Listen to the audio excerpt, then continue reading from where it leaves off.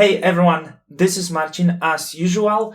Welcome on my channel. Today we're going to talk about professional male portrait retouching. I'm using the word professional because every non-destructive way of retouching could be actually considered professional. So it might be controversial, but yes, it will be professional way of retouching. And actually we're going to take care of the picture of me. My own portrait. I'm not super confident to do this, so it's sort of a challenge, but I didn't have any better image of males. I don't have images of males, so this is the one I have taken by my friend Nico, so thank you to him, because now we can make this video. And also another thing, you can probably notice some light. I'm checking in my camera, some light is refracting all over my glasses. That would actually probably better look if I wouldn't wear them.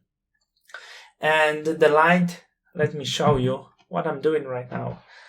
It's very gloomy in Hong Kong right now, and I don't really have any light to make a video. So what I'm doing, I'm trying to use the light available in my room for such a gloomy days to make a video. I didn't plan off recording first, but I think it's even better interaction when I make the video. So now we're gonna jump to Photoshop. Also, a few things to say. I publish actions, courses, lots, everything in the description if you need more information. And now let's jump to the video, and I'm going to do some of the retouching. I'm going to show you the steps I'm doing. If you like the effect that you just saw, then you should stay and watch this video. So this is already the image after very quick edit, and you can see also it has different perspective. I had to fix this. I think it was a little bit too wide. We have too much space all around the head. So that was the first thing that we had to do. And of course, some color grading and some cleaning up that probably in this video I'm going to do a little bit more to show you how to clean up video, but also not too much, because with the male portraits, the thing is you don't want to make them look too soft. Somehow you need to have harshness of the image, and no one really wants to see over retouch images these days. So what I'm going to do, I'm just going to close this. It's not something we need, so I'm not even gonna save this. And then in the bridge, I'm going to search the image that I want to work with. I think this was the third image, was the ones that I like the most. So we are going to open this in Camera Raw. Probably if not tutorial, I would possibly use also some other software, maybe Capture One for processing. Let me reset Camera Raw defaults at first. I'm gonna hit done, and again. So this is the raw file. What you can see here, it looks good. The light is a little bit too strong. To me, it's actually way too strong, the highlight. But with natural light, it's like this. When you have really strong light facing you and you want to keep the right balance in the image, it's really difficult to avoid this. But luckily, it's the raw file. So what we can do, we can just lower the highlights over here. So what it allows you to do, for example, I'm lowering to -80 right now, and by the fact that we lowered the highlights, it's not so unpleasant for the eye, but also, as you can see, imperfections that are on the face, we can zoom in, are more visible. So now retouching those imperfections will be much easier for us. Another thing is, I also want to bring up some of the shadows. I will be increasing the contrast later, so just a little bit of shadows, maybe a little bit of blacks, so you can make this image a little flattened. And except that, I'm not gonna play with more things. I'm going to adjust the perspective later. So the few things I wanted to take care of is the light, and that's pretty much it. I barely do at first in Camera Raw anything more than that. If I need to do something more in Camera Raw, I'm actually going to do this at the end. So now I'm going to press Shift and open object. I always open the image as an object, because in case I won't be happy about anything, I can just double hit this image and I'm back with the same settings that I applied before. So anytime I'll be reminding as much as possible. And let's start cleaning up. For cleaning up, nothing better than healing brush and the empty layer that I'm going to call clean. So healing brush, Remember, hard edged brush, you're going to work with current and below for the best effects, and just clean the imperfections with this. So as you can see, I'm not using shortcuts here. I'm just going to clean this up a little. I'm going to show you some of the shortcut for those who really want, because what I noticed in the videos, I'm trying to avoid shortcuts because they might be destructive and they're often used in the wrong way. But I know the viewers expect that, so I'm actually gonna give you them. This is still a little bit harsh here. So we have more of this. I'm of course not gonna to retouch the beard. This is like how we males looks like. So this is something natural, so you don't really want to do anything about that. Of course, there is some imperfections in between, but no one will expect you to do this. If they will, there is something wrong with people. A little bit on my huge nose. I don't really like some of the colors that we have here. I feel like the really strong orange here. Could easily probably correct this thing. Maybe I'm gonna do it. My glasses, always super dirty. And the problem with glasses is we always have these reflections, and you could possibly see always have reflections on the videos that I make here of reflection of my camera, really difficult to avoid. What I would do something, because the reflections are natural, I'm just going to redust the ones that distract me. So the one on the bottom here that is super strong. Also, as you can see, I'm continuing with the healing brush. I'm not gonna go more of this. And I have some green reflection here. I don't really like it.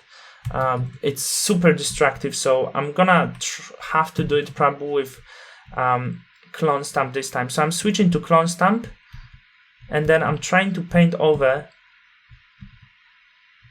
with the colors that I have around. It will ruin some of the texture, but it's probably the easiest and fastest way to do it. The circle around. Can probably do the circle in a slightly different way. You can just rebuild this. But okay. Is the reflection smaller? It's still visible. So let's cover it a little bit more.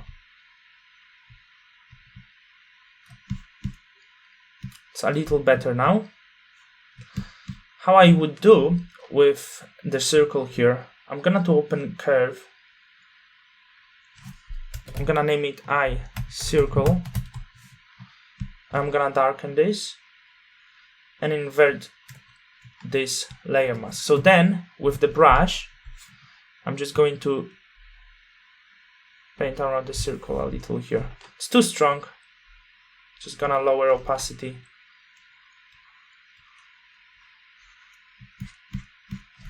It's not perfect, but do the job.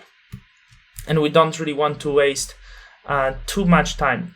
So many people are asking about the shortcuts, and recently on some videos someone mentioned again frequency separation. So yeah, this is the option. I offer the actions also with frequency separation. So I actually offer many actions, offer 100 actions. So if you want to have some retouching actions and speed up your workflow, just there's the link in the description with the actions and LUTs if you want. So I will use frequency separation action. For those who don't know how to build frequency separation, let me show you very quickly in like 1 minute to not waste time of other people. We basically create the stamp on the top, Command, Option, Shift, and E. I'm gonna name this low, duplicate this, name this other one high. And the basic thing that is happening here, we need to blur out the low layer, which will contain majority of colors. So I'm going to blur, Gaussian blur, and I'm blurring this out till the level I won't see imperfections, maybe 8 pixels. Not too much also. And on the high layer, I'm going to define what's on the low layer and create the high layer that will contain majority of texture. So I'm choosing the layer as a low and blending add because it's 16-bit image. In 8-bit image, this will be subtract.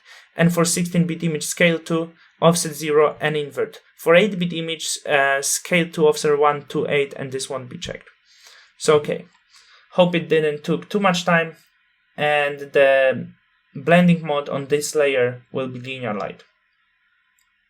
So what I'm going to do on this layer, I'm going to work with clone stamp, soft edged brush. I have the video explaining why I work this way. And also current layer, because we need to work on the actual layer. And really slightly, I'm just going to paint over. That will be the best description of what I'm doing. Slightly paint over these imperfections here. But you need to be careful to not make this area having less sort of texture. You don't want to make it blurred out because it will be visible. So that's how we do. As you can see, really, I'm not going too far with it. And just the areas where are imperfections. There's not many other things that I'd like to do. There is also one embarrassing thing for me that I just saw. But I already created this low layer. It's the hair over here. It's a good way to take self-portrait to know you need to take care of your face a little bit. So, harder brush. This time I'm pressing a little harder to remove it. You could do this on the empty layer. There's no issue with it. And that would be it. So I'm going to name this. Put this to the group. Command or Control and G. I'm going to name this FS. And, well, as before I was showing you, I wasn't really dodging anything or burning. But if you feel there is a need for this, also curves. Let me dodge this maybe a little. And I'm gonna invert this layer, create the hue saturation, desaturate color, and we can actually dodge this area a little bit. About the dodge and burn actions, also included in the pack. If you don't want to build it your own, it's actually more developed than this one. This one is like quick one for male portraits, let's say, because they are easy. So here I'm just going to brighten up these really dark micro transitions because just really small touch, no more than this. Let's have a look. As you can see, just trying to blend it a little bit. We have some of the white spots, so maybe curves, and this will be burned. And we're gonna darken some of the too bright spots. Probably not going to work too much. These areas are a little overexposed. So yeah, we can't really go too far, as you can see. A little, it helps, but you can't do too much. So I don't want to do more. I'm sorry for my phone if you heard this. So let's move forward a little bit here. I'm actually doing much more than on the previous image, but I think that would be it. As you can see here and here. One more thing. If you want to brighten up the eyes, you can do this on this dodge layer, or you can just create the new curve adjustment layer, brighten this up, name this eyes, invert, and I'm going to brighten this up just a little bit here. On the bottom, of course, and a little bit here. Make sure you look from the distance if they are not too bright. A little too bright for my taste, so I'm going to lower the opacity. And okay, so let's put this all together to one group. because I don't like to have too big mess on my right hand side with the layers. So I'm going to press Command or Control G. I'm gonna name this clean. So the next part is a little bit more challenging one, and this is about color grading. So what happened with the previous image, I actually used the LUTs, so I didn't have that much work.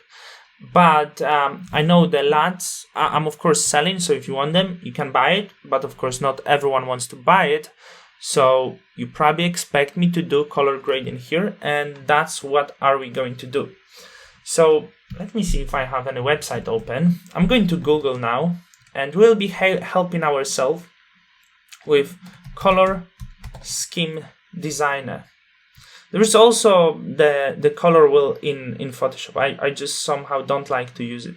So if you have some doubts with like which color you want to use, you go to the page, color scheme designer, you want to use complementary colors, you see how colors work, blue and orange, cyan more with the typical orange tail, red and green. You want to go with analogic colors, okay, you go with mainly cold colors, with mainly warm colors. So what we have on this image, we have pretty much analogic color harmony. It doesn't really matter, you still can apply the cold colors to the highlights, the color to the and then let's say the color to the shadows. The point is to keep the scheme at the end, because we can't really change it. We would have to apply really a lot of the colors to change the harmony that exists here. So you need to keep it in mind. And I'm going to show you. I always use the best way to work is color balance, probably is the easiest way of working with the colors. So I'm gonna name this color. And also I'm gonna change blending mode to color, because I don't want to work with contrast at this stage of work.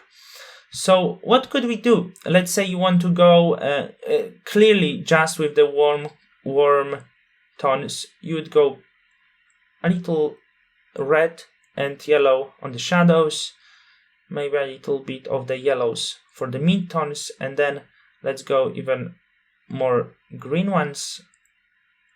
So some cyan and touch of yellow into the highlights. And then, as you can see, we made a little bit more yellowish image. Of course, it does not have to be exactly like this, because we can go with a little bit different theories. So, for example, we want to make the shadows a little bit colder than they are.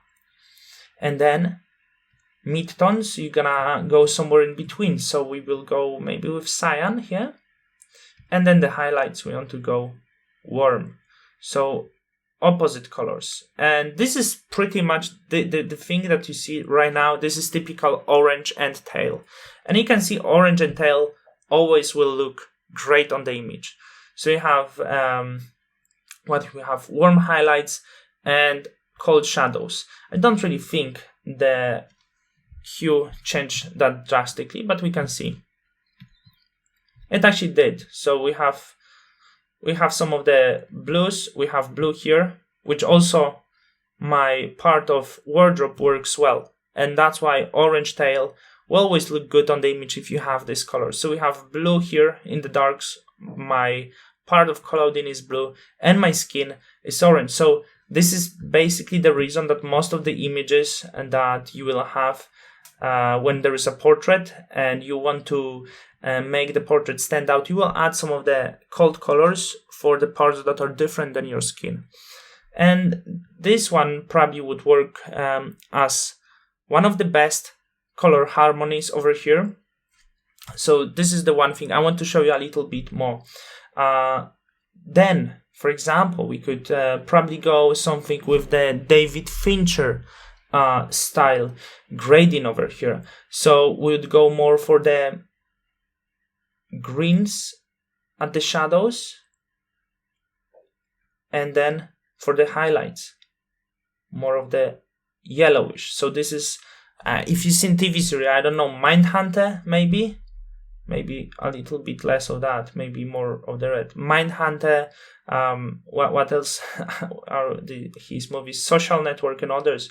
Probably that would get around this color harmony, but it looks a little artificial. So of course I probably wouldn't go that far with the artificial colors over here. I'm thinking what else could I probably offer to you, and I really like for this image going with color balance, which will be maybe a little warmer shadows. I want to go with something holding the my harmony that will be, of course, more analogic. So I would go more with this way. So I have added some cyan, I cool down some of the highlights, and I warm up some of the shadows.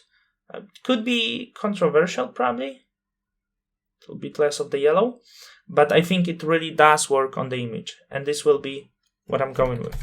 Color, and I'm going to change blending mode to color. So I gave you a few different options how you can go with. I know I don't want to go with this tutorial, like I'm giving you just one way how to work with the grading, just apply these colors and this is how you do portraits. No, because every single portrait is different, and I hate other YouTubers doing this like, oh, this is the great effect if you apply these colors. No, you need to understand the image. You need to know how the image works, how the color harmonies works, and then you go to the color scheme designer, or you open Adobe Color Wheel, or you Google the color wheel and read about this, and then you know, and then your images stand out. So let's go a little further. We have some soft color. I warm up this image. My girlfriend said the warmer image looks nicer. So what else we could do? I want to add some sort of gloomy effect. You could see this in the result before. So I'm going to solid color, and if this image would be too warm, you go with some like really this weird gloomy color. We're gonna see if this one works. I'm going with soft light, and we're going to apply like 10%. Does it works? It does add some of this like weird gloomy color. So I think it will go well with this image. And I'm gonna name this color 2. This one let's call toning. Now we can maybe dark this just a little bit. We might use levels and adjust. This is already a lot, but I like the atmosphere it gives you.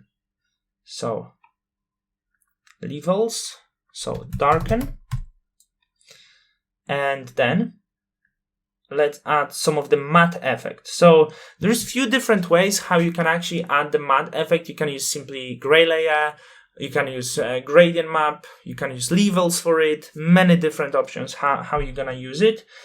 So let's try maybe with gradient map. We already have some color, but I'm gonna customize this to make sure it's really gray color. And on the other side, there is white color, but we need a little more grayish. Okay. And then just change one to luminosity. So I'm gonna name this matte and just take down opacity because it's way too much. It's also brightening up the image. So the fact that we darkened this before a little bit, it's absolutely okay. So we have this matte effect. We could probably go a little bit more with the color. I want to push the color a little further. It's just touch of maybe some colder color. So I would go with curves. And what I'm going to do, I'm going to go to blue. I want to add the touch of blue for the, can I make it bigger? For the shadows. Might be too much, but it does works okay.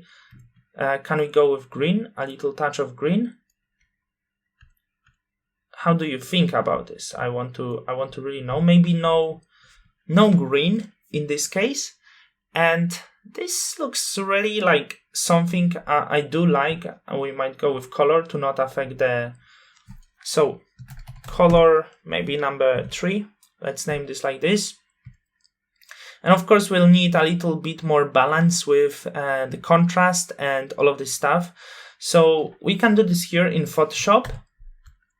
Let me just group this all. I'm gonna name this color grading. And we can do the final steps in the final steps in Camera Raw. So I would create the stamp. So how you create the stamp? Once again, Command, Option, Shift and E. If you work on Windows, that will be Control, Alt, Shift and E. And as we want to work with Camera Raw to add some contrast, we hit right and we convert this to Smart Object. Once again, we always go to Smart Object because we always want to work non-destructively. So there is no questions. I repeat this in every video, but there is no questions whenever you have doubts. Should I use this now? Should I not always use? And then filter, Camera Raw filter. Let's push a little bit more contrast. Clarity, I'm not really sure because it will take away the matte effect. I want to make it darker, a little more gloomy, of course. And saturation, it's a little too much. I want to desaturate this just a little bit. So that would be around it. And of course, one thing more that needs to be done here is the fixing the perspective. So many people maybe would use a crop tool, but the thing is, if you have a chance to do it in camera as we are doing right now, if this is just easy change of perspective, always do it in camera, because it's much more difficult to do something manually by hand, while in a camera you can just drag the scale, go up a little bit to make a little bit better perspective. You can move any side, as you can see. So I'm probably going to move it also this way a little bit, just to make my face more centered. And also I'm going to rotate this image just a little bit, because I can see this wasn't necessarily straight. I also don't want my face to be falling over fully, so actually -8 will be absolutely fine, I guess. And then hit OK. So that would be just around our final results. I think the previous one was slightly different, so I would probably go a little further with maybe levels. I would add a little bit more levels. Of course, blending mode, luminosity. What I would do, I would darken a few things, and I would also cut out the blacks here to bring up more of the matte effect. So that would be something around that, maybe probably even a little bit further. So few things before we finish. This is the finished tutorial, but how I did the previous image that we started with was actually by using the LUTs that I created. I was telling you before, I did a lot of things. I made some premium courses, I put my actions on sale, and also recently I put my LUTs for sale, which I'm most proud of. And I used actually 2 LUTs. One of my LUT, which is called Royal, that gives you really strong warm color, and I think it's much stronger than the one we applied, so this is the difference. And also I applied the LUT that is called Lake, and these 2 LUTs gave me this really vibrant color. The Lake cooled it down, the Royal brought up, so even if I go down with the Lake, as you can see, it brings in back this warm Royal effect, and I think this warm color works really great on this image. So I would probably go around 80 with Lake, maybe around 70. That's somewhere really nice in between. It also depends if you like this matte effect. If you want more matte effect, nothing more simple than that. Just cut this out a little bit here and here, and we get more of this matte effect. So that was only one difference that we had. Before I used only LUTs. So if you're interested, all the informations are in the description. Of course, this is not everything. There was more LUTs you could go. I was mentioning about the Fincher style. So the LUT that gives you the Fincher style is the LUT called Hunter. Of course, this is a little too strong, so going down with it. The other LUT that would work here is my classic one. As I said before in some previous videos, if you followed, I checked out the LUTs if they go well with photography, and they go well with most of the images, which is extremely rare for LUTs. But this is the truth. I don't really want to brag about how good the LUTs are, the LUTs that are made, but I do really like them, and I use them for my personal and the lifestyle work. Maybe also I use actually for professional retouching work, not so often, because there's sometimes you need to be more settled. The retouch has to be maybe smaller, but for 50% of my professional work and like 80% my personal work, so they're great. If you want them, if you want to speed up your workflow, this is the way to go. And now, thank you for watching this tutorial. I really appreciate that. Give me a like. Maybe like if I could collect 5 likes, I would be very happy, because not many people are actually watching my videos. Every single like I appreciate, every single comment I appreciate. So let me know what you think about anything, about video, about the products I'm offering, or about how's your day and what you want to see on this channel in the future. So thank you, and I'm going to see you in the next video.